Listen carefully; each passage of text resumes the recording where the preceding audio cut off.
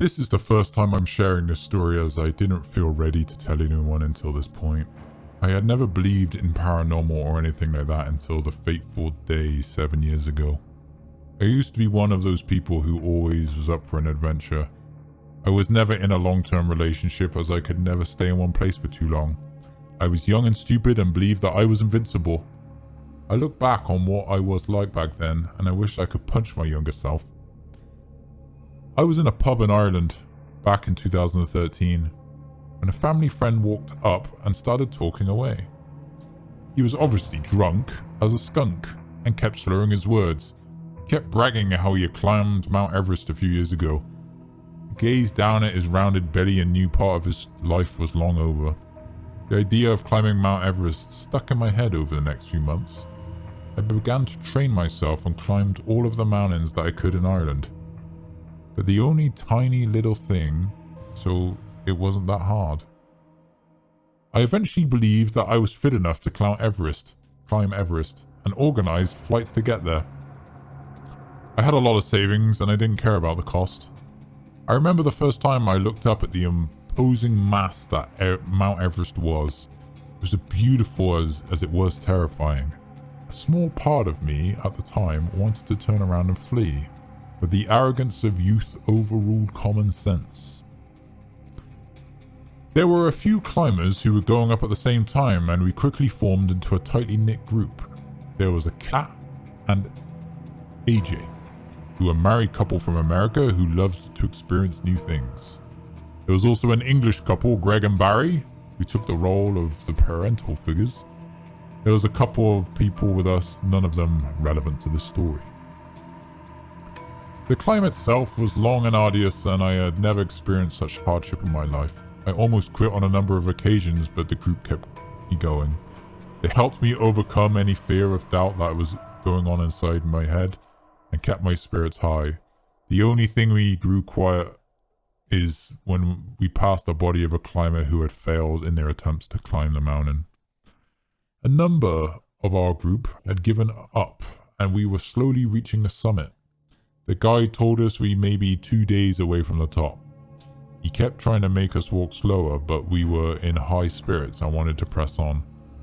I could see fear in the eyes at times, but dismissed it as me just being paranoid. We reached the nearest camp near the summit and prepared a few hours of rest.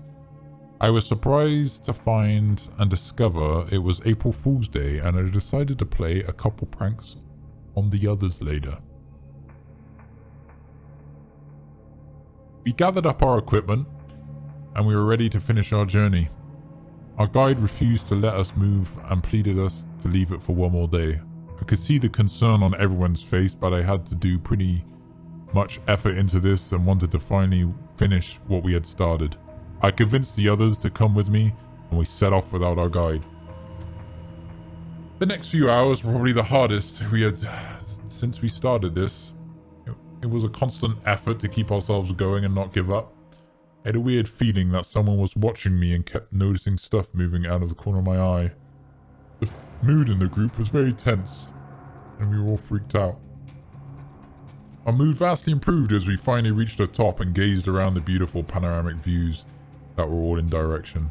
I couldn't wipe the smile off my face, and I ignored the alarm bells that were going off in my head. My brain was trying to warn me about something, but I was just too happy to care. My joy quickly evaporated as Kat let out a horror scream.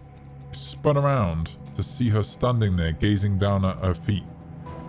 It took only a few moments for me to realize what she was staring at. There was a hand coming out of the ground that was now latched onto her leg. Before any of us could react, whatever was holding onto her began to pull her downwards. We rushed to help and grabbed onto her arms, but whatever was pulling her was incredibly strong. The body began to twist and break as it forcefully dragged. It seemed like an eternity before her body disappeared, but it was only a matter of seconds. We all stood there in shock until AJ let out an animal-like scream and began desperately digging at the ground in futile attempt to reach her body. None of the rest knew how to react and were looking at each other in hopes that someone would come up with an idea. We were standing like this when I noticed other people coming towards us. I felt relief surge through my body as they could help us see if they could retrieve Kat's body. I tried to rush them to get help, but my body refused to move.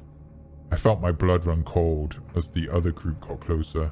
Their bodies were blue, and I recognized some of them as the dead climbers we had passed earlier. Greg was the first to scream as the group started their attack.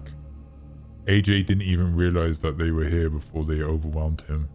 They began to rip off all of his equipment and tore off his warm clothing. One of them shoved his hand into his chest, and I watched him rip out his still beating heart. Hands shot out of the ground and dragged his body beneath the surface.